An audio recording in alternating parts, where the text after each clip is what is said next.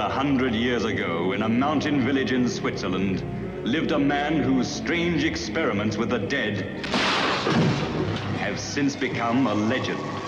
A legend that is still told with horror the world over.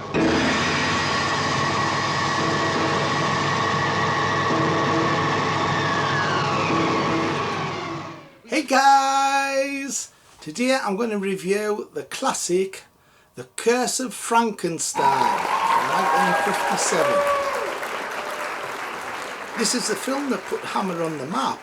It was the first big horror hit, and it was in colour as well. So this was sort of the real beginning for Hammer. They'd done other films before this, like The Quatermass Experiment and stuff, but nothing as big as this. This was really put it on the map. Another interesting thing about this film is it's the first time Christopher Lee and Peter Cushing starred in the same film. They'd go on later to star in a few more brilliant horror films. Tannic Wrights of Dracula, and other films like Horror Express, The Creeping Flesh. They were in quite a few films. So this was the first one that they teamed up together in. I like how the film opens with Peter Cushing in jail. He's about to get executed and he's telling this priest the story. So the film's played through flashbacks of Peter Cushing telling the priest what's happened. Hammer couldn't use the makeup for Universal, the classic Boris Karloff Frankenstein monster makeup, so they created their own. And I think they did an excellent job. The makeup gets criticism, saying it looks like a car accident, it's not very good, but I think it looks really effective. When you watch the Blu-ray, you can sort of like see the faults behind the makeup. The neck area, you can see Christopher Lee's white flesh just below the makeup. You probably couldn't notice that on the movie screens in 1957, but because of this Blu-ray that I watched it on, the picture quality is so good that you can see little faults like that. But I still think the makeup's excellent. It's underrated. It's quite scary as well. When I first saw the makeup years and years ago, I thought it was quite frightening.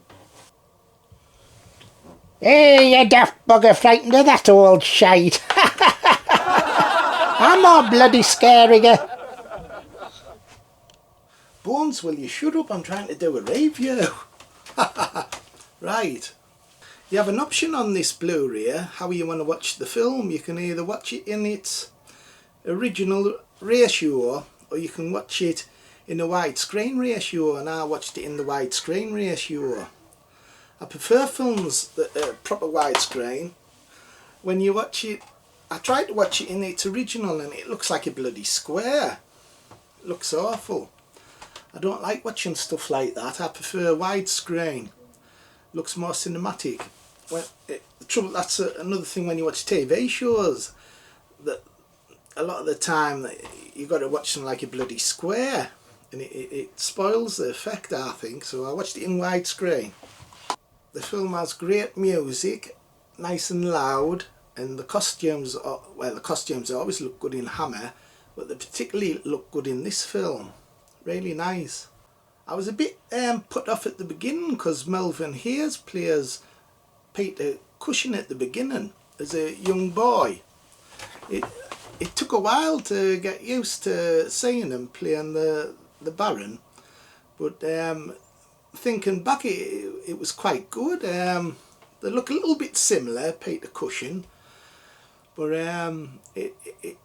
he's not in very long, and then it's soon Peter Cushing grown up. So that was quite good, and I like his relationship with Paul, his mentor. He teaches him like science and stuff, and eventually Peter Cushing's character Frankenstein starts to dominate Paul, takes over, and also Cushing's character slowly gets more evil as the film goes on.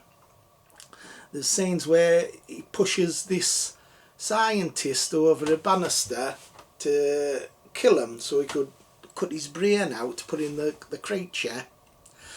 And another nasty scenes when one of the maids tells him that she's pregnant. So what the evil sod does is he takes her to see his creature that's alive and locks the door. So the creature kills the maid, so he gets away with that problem. The film's only about 90 minutes long, and unfortunately the monster, when it does appear, it's 50 minutes into the film. So you've only got left about 40 minutes where you see the monster. But its first appearance is excellent. Peter Cushing rushes into his laboratory and he sees the creature and it attacks him. It's an excellent first scene where you see the monster alive.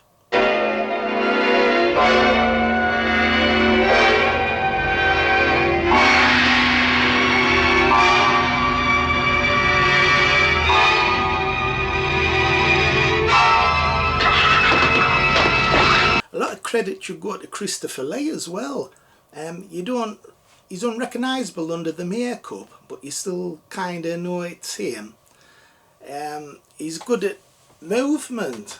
I think he learnt mime. So as he plays the creature, he's all sort of like wobbly.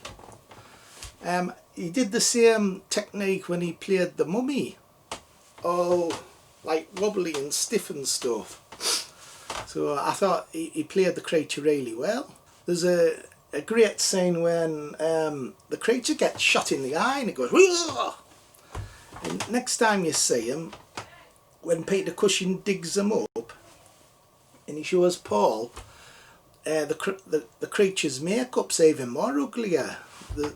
Its eyes black and it's got a shaved head where he's operated on the brain. So it's kind of realistic how they did stuff like that instead of just having the monster look silly, and the makeup's kind of realistically done. The film's one of those that you put in a category as most influential horror films of all time. You could put kind of Universal's 1931 Dracula in that group.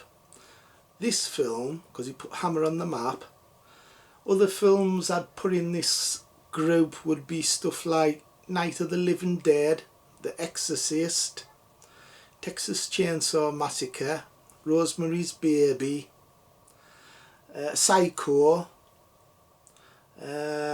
Halloween. That'd be about it. So this group of films influenced a lot of filmmakers. The film's early Hammer, they kind of rated as the best. Like everyone says, oh, Hammer were at its peak in the late 50s and early 60s. I kind of have the opposite opinion. I prefer Hammer kind of late 60s into the 70s, especially the 70s, because I thought they did more original, unusual stuff. But The Curse of Frankenstein I'd class as the best film they made in the 1950s period. I even prefer it more than Dracula, which will shock a lot of fans, but I do. It's also my second favourite in the Hammer Frankenstein series. It's just below Frankenstein Must Be Destroyed. I'd class that one as the best in the series. Right, so overall, out of 10, I'd give The Curse of Frankenstein a 9 out of 10. It's just not quite a 10 out of 10. But it's very, very close. I think it's excellent. Really good film. So if you haven't seen it, you must watch this film. It's excellent. And the Blu-ray also has lots of special features as well. So it's very worth getting the Blu-ray. So what did Bones think? I prefer Hammer from the 1970s better than that old rubbish. Why is that, Bones? Because you say more knockers. Okay everyone, bye!